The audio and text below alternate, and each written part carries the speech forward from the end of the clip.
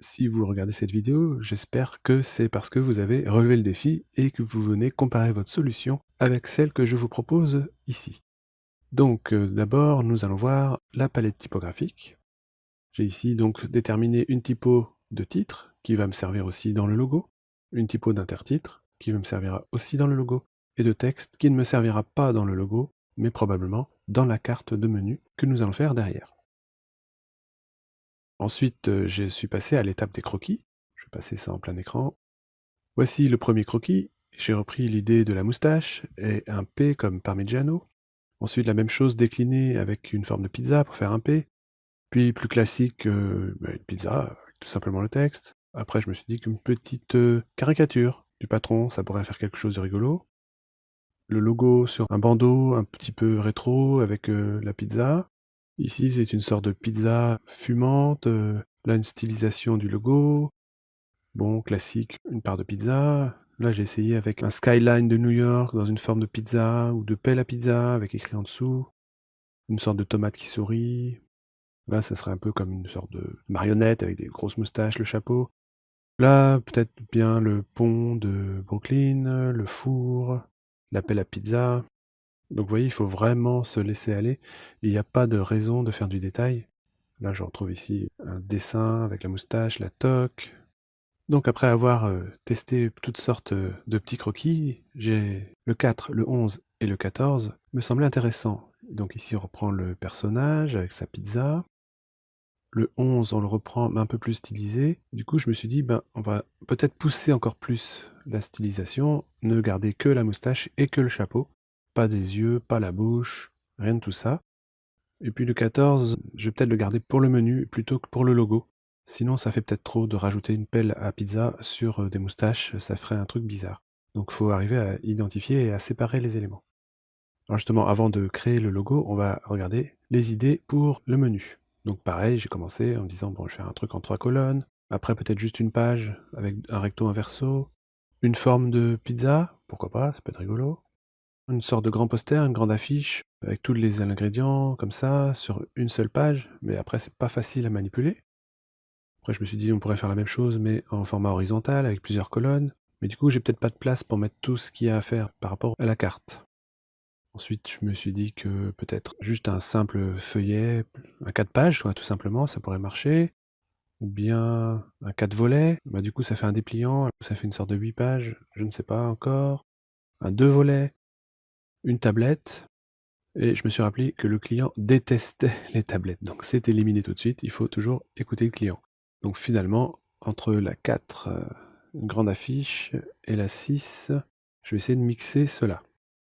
Bien, il est temps pour nous de passer à la recherche typographique. Je vais basculer sur le site Adobe Typekit.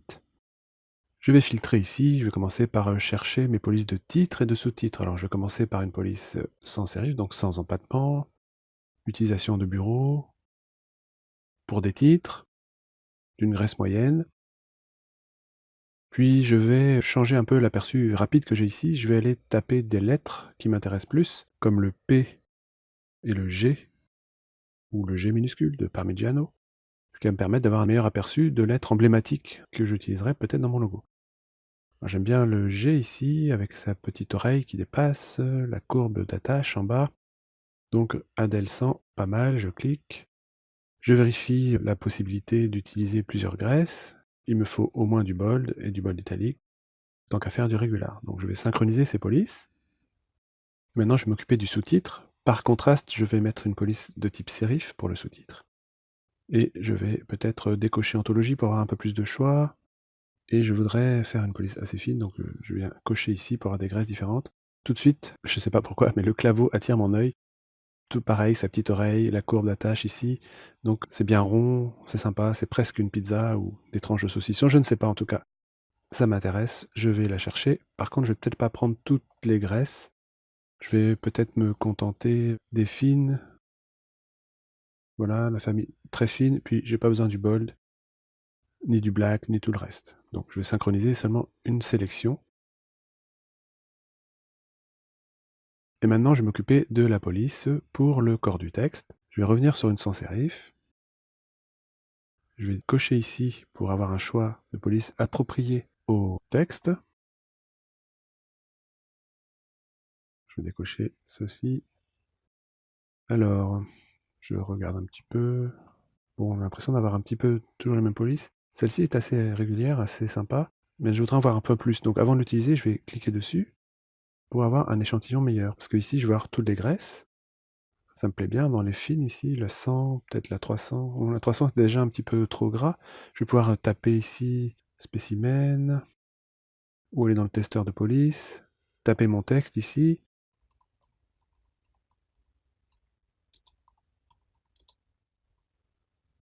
Bienvenue chez Papa Parmigiano, et je vais pouvoir tester. 300, c'est un peu bold.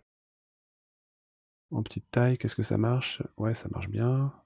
Ok, vendu. Donc je vais chercher cette police-là.